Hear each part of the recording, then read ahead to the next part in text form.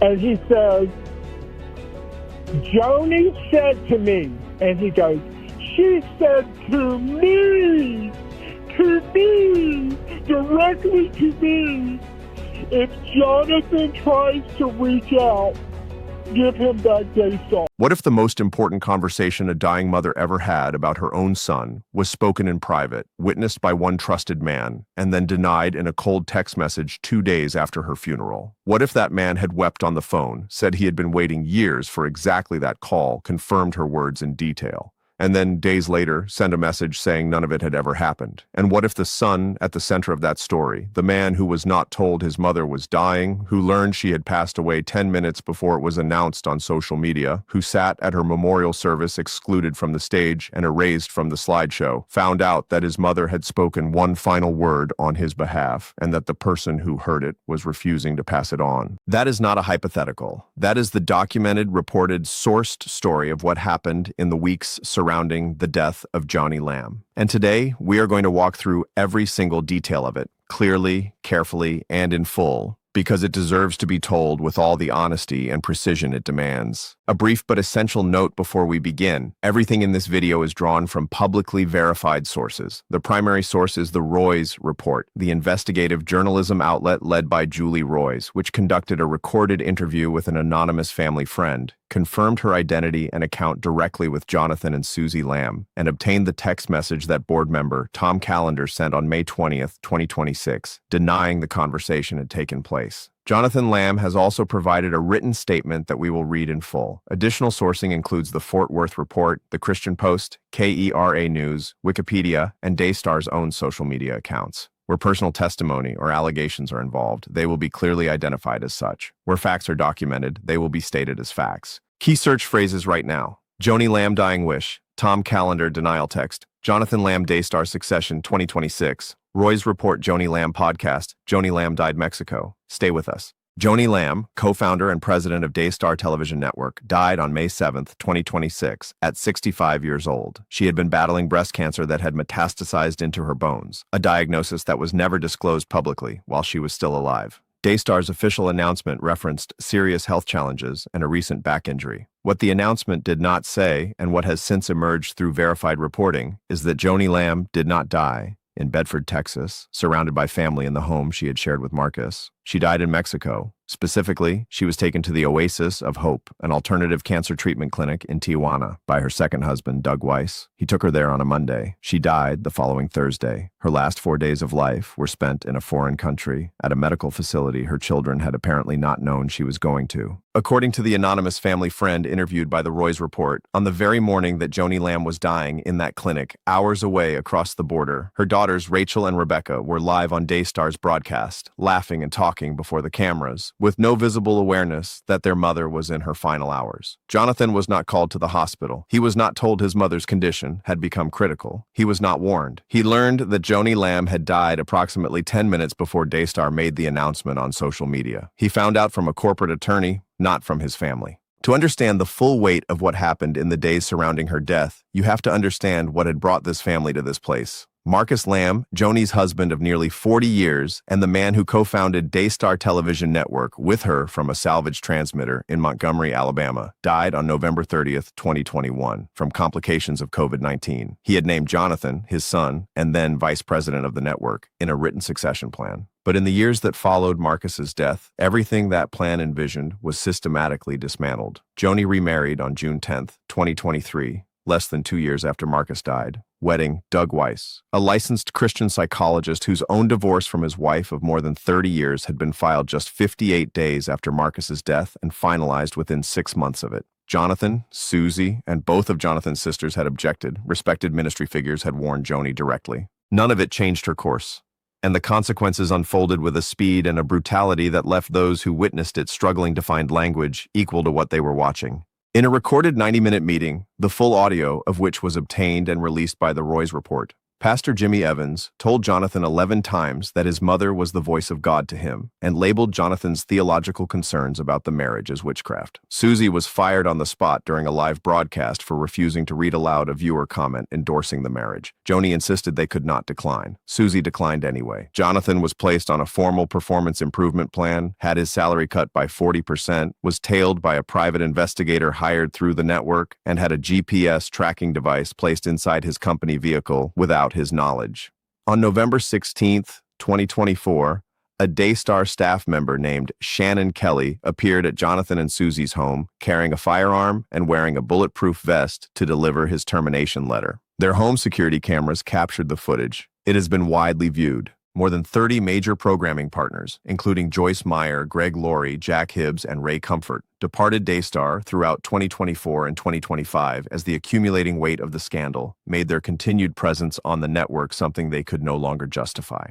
The last known words Joni Lamb spoke directly to Jonathan, according to accounts corroborated by those close to both of them, were these: "Let God judge between you and me, Jonathan, who is right." That was where they had arrived. That was where the years of decisions had brought them, not to reconciliation, not to the open conversation that had been needed for so long, but to a courtroom appeal to divine judgment between a mother and her son. And yet, according to the bombshell reporting by the Roy's Report, sourced from a recorded interview with an anonymous family friend whose account was independently corroborated by Jonathan and Susie Lamb, something shifted in the weeks before Joni died. Something private and deliberate and apparently unreported to anyone outside a single trusted room. 3 weeks before her death, while she was still in Bedford and before Doug Weiss took her to Mexico, Joni Lamb arranged a private meeting with Daystar board member Tom Callender. She was in a makeup chair for the duration of that meeting. She was in significant pain, but she was determined to present herself well for it, and she had specifically arranged for it to happen. It lasted approximately 30 minutes. And in that meeting, Joni Lamb told Tom Callender directly, "If Jonathan tries to reach out, give him back Daystar." Those are 7 words that carry the weight of years. They carry the weight of a son who was fired by a security guard in a bulletproof vest. They carry the weight of a daughter-in-law dismissed mid-broadcast. They carry the weight of a GPS device and a private investigator and a 90-minute recorded meeting in which a pastor told a grieving son that his mother was the literal voice of God. They carry the weight of a 5-year-old girl and the silence that surrounded her. And they carry the weight of a woman in a makeup chair, in pain, who in the final weeks of her life apparently sat down with her most trusted board member and quietly pointed the way home. The anonymous family friend at the center of this story spoke to the Roy's Report under the condition of anonymity, with her voice disguised to protect a family member's professional situation. Julie Roys confirmed independently that the woman's concerns about repercussions were legitimate and well-founded. She is someone known to and trusted by Jonathan and Susie Lamb. Her account has not been disputed by them. On the contrary, their own subsequent interactions with Tom Callender directly corroborated the core of what she reported. Her involvement began in the hours immediately following Joni's death. She described feeling a clear and urgent sense that she was being called to act, not to mourn passively, but to do something. She reached out to Jonathan and Susie. Susie told her they could be there within an hour. The meeting that followed lasted 2 hours, and what this woman brought to that room deserves to be understood for what it was, because it was not a simple courtesy call. She is herself a survivor of childhood sexual abuse. She spoke to Jonathan and Susie, not abstractly or theoretically, but from lived experience, from the inside of the kind of wound that Jonathan and Susie had alleged existed in their own daughter's life. From that place of personal authority, she made a request of them that required real humility. She asked them whether they would be willing, in her own words, to fall upon the sword, not to abandon their allegations or their convictions, but to go to Rachel, Rebecca, and Josh Brown and say, regardless of what had been done to them, that they were sorry for however their response to it had caused pain, that they wanted the family to heal, and that they were willing to lead with that posture because someone had to move first if there was to be any possibility of reconciliation at all. Jonathan and Susie were weeping before she finished. They said yes. They said she was right. And in that moment, with 2 broken and grieving people saying yes through their tears, this woman believed she had been handed the beginning of something real. She then asked Jonathan a practical question. Who was the right person to contact to actually make a reconciliation meeting happen? Jonathan's answer was immediate: Tom Callender. Tom was the head of the Daystar board, the senior authority figure, the man whose lead Rachel and Rebecca would follow. If Tom said there would be a meeting, there would be a meeting. She got Tom's number and called him. She told him everything. The full 2-hour conversation with Jonathan and Susie. Their willingness to apologize first. Their desire to heal the family before the funeral. Their grief and their brokenness. And then she heard what she later described as one of the most striking moments in the entire unfolding story. Tom Callender broke down. He began weeping and sobbing on the phone. And through that emotion, he told her he had a confession to make. He said that Joni Lamb had spoken to him directly, in private, in a meeting 3 weeks before her death. And what she had said to him in that meeting, his exact reported words, was this. She said to me, directly to me, if Jonathan tries to reach out, give him back Daystar. This woman described immediately dissolving into tears herself. She told Tom they had to make it happen. Tom agreed. He said he had been waiting for exactly this phone call. He said he needed to make some calls and would be in touch. She called Jonathan immediately. She was crying so hard she could barely form the words. She told him what Tom had said. She told him his mother's words. And Jonathan, by her account, completely broke down. Consider what those 7 words meant to him in that moment, not simply as a matter of institutional leadership or professional succession, but as a message from a mother he had not been allowed to speak to freely, a woman who had dismissed his grief as fear and used her institutional authority to dismantle everything he had built, who had nonetheless, in the weeks before she died, gone to the trouble of arranging a private meeting with her most trusted board member and saying the things she could not yet bring herself to say directly to her son. The possibility of what those words meant, that she had not forgotten him, that the estrangement had not become permanent in her own heart, that behind the years of institutional machinery something maternal had survived, was not a small thing. It was not about titles or buildings. It was about whether his mother had loved him to the end.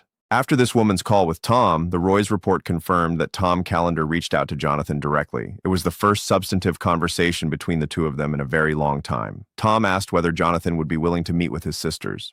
Jonathan said yes, immediately. Then Susie joined a follow-up call, and by her own account, Tom was warm, almost tearful, telling her he could not wait to wrap his arms around her, that the prospect of reconciliation had lifted an enormous weight from him. Susie asked Tom directly about his meeting with Joni. He confirmed it. He confirmed the 30-minute meeting. He confirmed the makeup chair. He confirmed that Joni had been in significant pain but determined to present herself well for it. He said he would explain everything more fully when the time came. A pre-funeral meeting between Jonathan, Susie, and the sisters was discussed as a genuine and approaching possibility. This woman had been hoping to arrange something for the Saturday before the service, which was set for Monday, May 18th. Then Tom spoke to Rachel and Rebecca. 2 hours after telling this woman he was going to make reconciliation happen, Tom called her back. His entire tone had changed. The warmth was gone. The emotion was gone. He told her the sisters were not ready to meet before the funeral. They would be willing to meet eventually, he said, but only after. The 4 or 5 days that remained before the service, days in which a conversation could still have happened, were gone in the span of that single phone call. The woman had made one specific request in her final conversation with Tom before the service. She asked him, plainly, under no circumstances tell Doug Weiss about the planned meeting or the conversation with Jonathan and Susie. She did not want anyone with reason to prevent reconciliation from knowing it was being attempted. Tom's response, according to her account, was entirely reassuring. He said, "You don't have to worry about that." She took him at his word. The memorial service for Joni Lamb was held on May 18th, 2026 at Gateway Church in Southlake, Texas. The church whose founder, Robert Morris, had himself been reported as privately concerned about the marriage, and who in October of 2025 pleaded guilty to 5 felony counts of lewd or indecent acts with a child stemming from incidents in the 1980s. The service was attended by evangelical celebrities and international figures. It was billed publicly as a celebration of a life of faith. This anonymous family friend arrived as she had promised Tom she would. She introduced herself. She met his wife and daughter. And then the slideshow began, and her stomach dropped. Jonathan Lamb was not in it. Susie was not in it. The son Joni had reportedly told Tom to give the network back to, the son Marcus had named in a written succession plan, had been completely excised from his own mother's life story, as projected onto a screen before the people who came to honor her. He and Susie were seated away from the family section. They were not invited to the stage. They were not given microphones. According to the Roy's report's detailed coverage, Jonathan and Susie were treated throughout the service, as though they did not belong to the story being told. As though the 30-plus years of their connection to Daystar, the professional lives they had given to it, the marriage they had built inside it, and the son and daughter-in-law Joni had once been publicly and effusively proud of, had all simply been edited out of the official narrative. Close friends of Jonathan and Susie, Kenyon and Katie Coleman, arrived at the service and were eventually escorted out by Daystar security. Pastor Jennison Franklin, who delivered the eulogy, addressed critics of Joni without naming Jonathan directly, but in language that left no one in the room uncertain about who he meant. The Roy's report described it plainly as a spiritually abusive eulogy, using the platform of a memorial service to publicly rebuke a grieving son in front of hundreds of people and a global broadcast audience, deploying the sacred space of a mother's funeral as an instrument of institutional self-defense. It was, Julie Roys observed, the kind of farewell that tells you everything you need to know about what the people running that institution are protecting and why. Then came the text. 2 days after the funeral, on May 20th, 2026, at 11:39 in the morning, Tom Callender sent a message to the anonymous family friend. It read, in full, "Please correct your statement immediately that you spoke to the head of the board and that I said anything to you about what Joni's last wishes were. I did not share any such statement with you." Read that carefully. The weeping, the confession, the direct quotation of Joni's 7 words, the declaration that he had been waiting for exactly that phone call, the warm follow-up calls to Jonathan and Susie, the confirmed meeting with Joni in the makeup chair, the stated willingness to make reconciliation happen. According to that text message, sent at 11:39 on the morning of May 20th, 2026, none of it had ever happened, not a word of it. The woman was stunned. She sent back a confused and disbelieving response. He did not walk it back. He held the denial and went silent. Susie Lamb, when she described what Tom Callender was doing and continuing to do, refusing to share what Joni had told him directly with Jonathan and Susie, the 2 people most entitled and most in need of hearing it, called it, in her own words, quoted directly by Julie Roys and published at the Roys Report, pure evil. Not a miscommunication, not a misunderstanding, not a man caught in an uncomfortable position trying to manage competing loyalties. Pure evil, because Susie understood exactly what was being withheld and from whom, and what it would mean to Jonathan to finally have it. There is something else in this story that deserves careful attention before we go further, a detail that has received less coverage than it warrants, and that reframes the full picture of Joni's final weeks. According to reporting that has emerged through these same verified channels, approximately 8 weeks before she died, Joni Lamb signed a legal document that removed Doug Weiss from a Florida beach property worth approximately $3 million.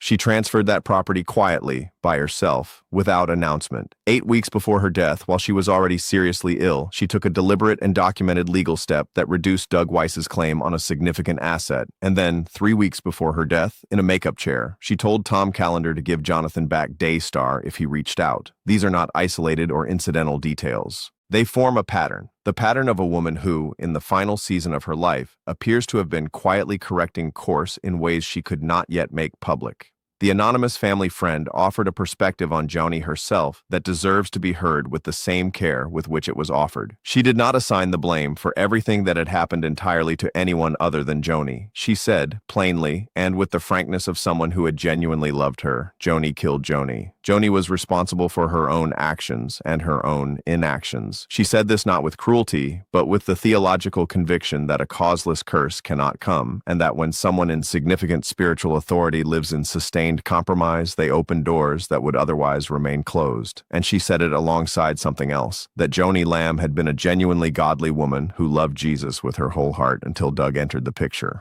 That she had carried a wound so deep from Marcus's 7-year affair, a sustained betrayal of such magnitude that no woman could fully recover from it without extraordinary intentional care, and that Doug Weiss had arrived at precisely the moment that wound was at its most exposed and its most raw, 58 days after Marcus drew his last breath, with the professional knowledge of a psychologist who had built an entire career around understanding grief, vulnerability, and emotional attachment. She did not excuse Joni's choices, but she described her as a woman whose brokenness had been exploited as much as it had been chosen. She also spoke about the shame Joni carried, real, crushing, paralyzing shame about the path she had taken. Shame that had kept even her closest friends entirely in the dark about how seriously ill she was and what she was going through in those final months. And she believed that those last words Joni spoke to Jonathan, "Let God judge between you and me," were words the Holy Spirit had brought back to Joni in the final weeks of her life. Words that had cost her everything they had cost. Words she knew the weight of, sitting in that makeup chair, in pain, telling Tom Callender to make sure her son came home. Jonathan Lamb provided a full written statement to the Roys Report in response to all of this. It deserves to be read without reduction or paraphrase, because the voice in it matters. He wrote,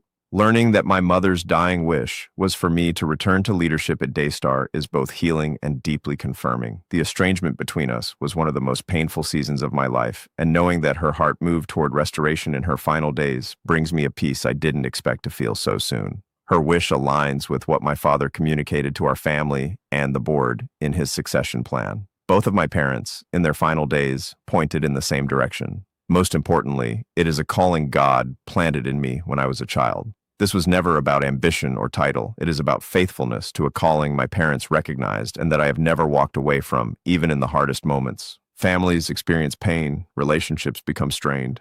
But God is big, and His grace is greater than all of it. My desire is to honor my parents, to seek peace where peace is possible, and to see Daystar flourish for generations to come. I am hopeful that the board will honor what my mother asked for and what my father asked for before her. Daystar has never belonged to any one person. It belongs to God, with a mission they sacrifice so much to advance. I trust the board will carefully consider the legacy my parents left behind and the future they hope to secure. I remain ready to serve. Read every word of that statement again and notice what is not there. There is no ultimatum. There is no legal threat. There is no appeal to power or positioning. There is no bitterness that would be entirely understandable and arguably earned after the bulletproof vest, the GPS device, the surveillance, the erasure from the memorial slideshow, and the eulogy that used his mother's funeral to rebuke him before a watching world. There is a man processing grief, processing the news that his mother's heart had moved toward him in the end, and extending an open hand toward the future rather than a clenched fist. Julie Roys, in her reporting and commentary alongside this investigation, has been direct about what Tom Callender's obligation is. It is not complicated. It does not require a public statement or a board resolution or a legal process. It requires one honest, private, face-to-face conversation with Jonathan and Susie Lamb, the two people most entitled to hear what Joni actually said in that room. Not a denial text, not a managed institutional response. The truth delivered directly to the son and daughter-in-law for whom Joni apparently spoke it. If Rachel and Rebecca have communicated to Tom that having that conversation would threaten some aspect of the current institutional arrangement, then the question being asked of everyone watching is simple and serious. What is more important, the institutional arrangement or the truth that a dying woman asked her most trusted board member to carry to her son? The larger questions hovering over all of this remain unanswered as of this broadcast. Who is officially leading Daystar Television Network right now? What process will govern succession? How will a network classified as a church and therefore exempt from the financial disclosure requirements that apply to most nonprofits give its millions of generous and faithful donors an honest accounting of where their contributions are going and who is making decisions with them? These questions do not dissolve simply because the founder has died. They become more urgent. They become the test of whether the people now in authority understand what Daystar was built for and for whom. What this story ultimately carries inside it, beyond this specific family, beyond this specific network, is one of the oldest warnings in all of human experience. The compromises we make always look reasonable when we are making them. The consequences do not arrive all at once. They accumulate decision by decision, year by year, until one day you find yourself in a makeup chair in pain, arranging a private meeting with a board member, and the most important thing you say in that room is something you have to ask someone else to deliver. Because the years of choices that preceded that moment have made it impossible to deliver yourself. Tom Callender received those words. He wept when he heard that Jonathan wanted to reconcile. He said those were the words he had been waiting for. He confirmed what Joni had told him, and then he sent a text that said none of it had ever happened. He still has the ability to change that. The window has not closed. One honest conversation with Jonathan and Susie, not for any camera, not for any institutional purpose, not managed for any audience, but simply because it is the truth and they have a right to hear it from the man who was there when it was spoken. That is still possible. That is still the right thing to do. And whether he chooses it or not, this channel will continue to report every verified development in this story as it unfolds. If this video has moved you, please share it with someone who has been following the Daystar story. Leave a comment telling us what you believe Tom Callender's obligation is to Jonathan and Susie at this point, and what you believe should happen next at Daystar. Subscribe and hit the notification bell so you are with us for every verified update as this story continues to develop. Because as Julie Roys herself has said, this is like watching a Greek tragedy unfold in real time. And the next chapter has not yet been written. God bless you. We will see you in the next one.